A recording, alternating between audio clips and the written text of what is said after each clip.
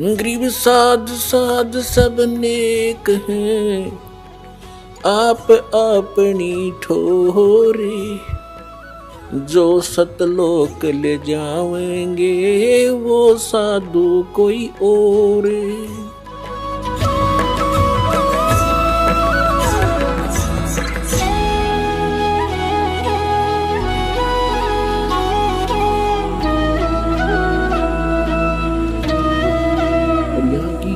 इस संपत्ति को हम अपना मान बैठे हैं तो परमात्मा याद दिलाते हैं,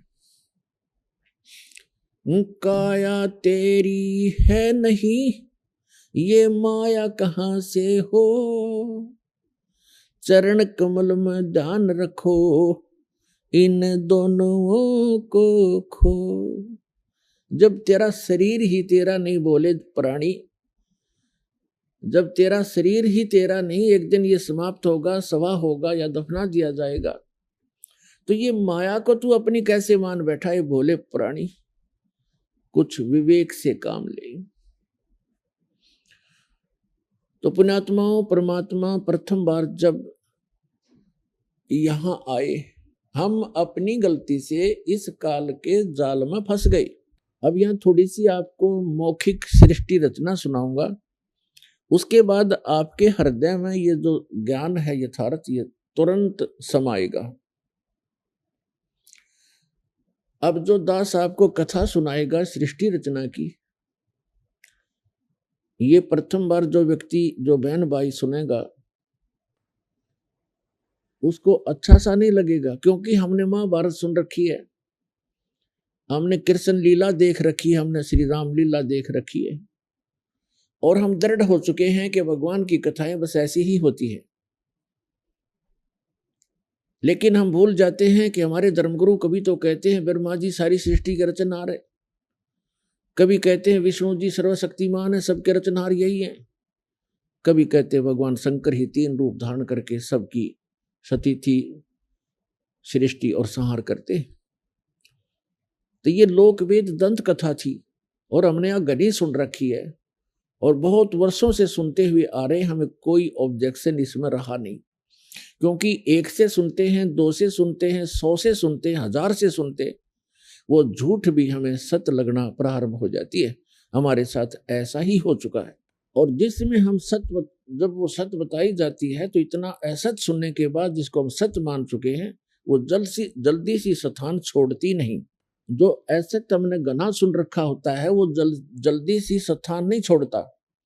लेकिन परमात्मा के इस ज्ञान में, परमात्मा के इस यथार्थ ज्ञान और भक्ति में इतनी ताकत है, इतनी पावर है कि ये अपना स्थान बनाकर ही छोड़ती है। अपने आत्माओं, हम यहाँ कैसे फंसे? कोई जीवन है ये? आपको एक मोटे मोटे उदाहरण बताता हूँ। हम इन राजा लोगों को, मंत्री, प्रधानमंत्री, राष्ट्रपतियों को तो बहुत शक्तिशाली मानते हैं, और ये आपदाएं इनको भी झेलनी पड़ती है। तो आप जैसे और हम जैसों की क्या औकात है? क्या बताते हैं? अब जैसे एक पोलैंड देश का पूरा मंत्रिमंडल एक वायुयान के द्वारा एरोप्लेन से किसी नेता के शोक व्यक्त करने के लिए जा रहा था। पूरा मंत्रिमंडल, जिसमें 96 सदस्य थे, व्यक्ति थे, सारे MP, प्रधानमंत्री और अन्य मंत्रीगण, और दुर्घटनाग्रस्त हो गए, जा रहे थे दूसरे का शोक व्यक्त करने, और आप ही मृत्यु को प्राप्त हो गए।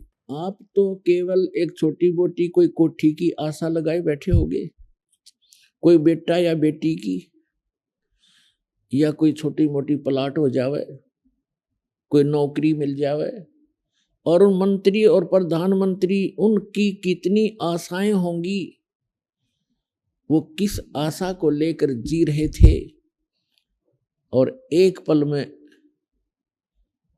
वो आशा तो प्राप्त हुई नहीं, आशा तो पूर्ण हुई नहीं, शरीर पूर्ण हो गया, जीवन पूर्ण हो गया अचानक। ऐसे गंदे लोक में, और हम ये बच्चों वाले खेल खेल रहे हैं। परमात्मा कहते तुम्हारी बुद्धि फिर तुम आपकी बुद्धि को चोर ले गए, आपके पास है नहीं। एक मुख्यमंत्री, बहुत से प्रमाण हैं आपके सामने, एक आंध्र प्रदेश का मुख्यमंत्री, एक अरुणाचल का प्रदेश का मुख्यमंत्री। अब मुख्यमंत्री हेलीकॉप्टर से जा रहा था और उसकी इंतजार में ना जाने कितने लोग आशा लिए खड़े थे, उनसे ये मांगेंगे, उनको उनकी आरती उतारेंगे, उनको माला डालेंगे, और वो पता नहीं क्या क्या उम्मीद लेकर जी रहे थे और एक्सीडेंट को प्राप्त हुए। तीसरे दिन लाश मिली उनकी, गिद्दड़ घसीट रहे थे उन लाशों को। तो पुण्यात्माओं, परमात्मा हमें समझाना चाहते हैं कि दुविधा में दोनों गए। परमात्मा कहते हैं राम नाम कड़वा लगे, राम नाम कड़वा लगे, ये मीठे लगे दाम, दुविधा में दोनों गए, भाई माया मिली ना राम।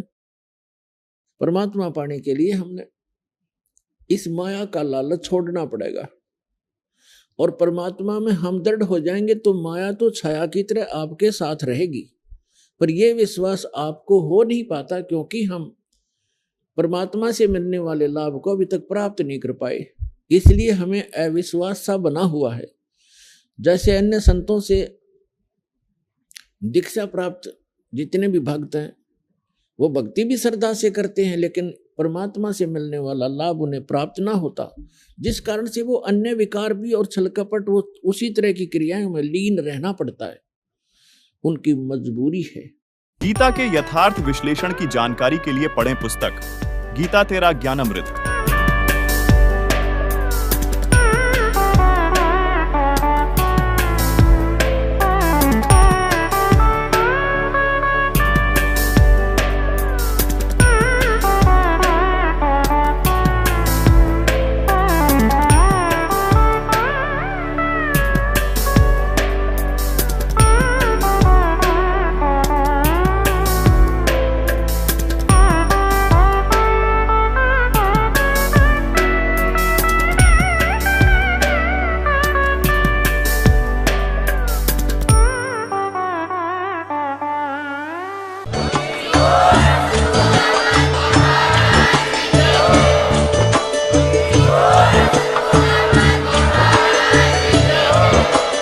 आप सुन रहे थे जगत गुरु तत्वदर्शी संत रामपाल जी महाराज जी के मंगल प्रवचन। अधिक जानकारी के लिए विजिट कीजिए हमारी वेबसाइट www.jagatgururampalji.org। संत रामपाल जी महाराज जी के शुभ आशीर्वाद से पूरे विश्व भर में 500 से भी ज्यादा नाम दीक्षा केंद्र हैं, जिन पर संत रामपाल जी महाराज जी द्वारा ऑनलाइन निशुल्क नाम दीक्षा दी जा रही है। अपने नजदीकी नाम दीक्षा केंद्र का पता करने के लिए संपर्क करें 8222880541।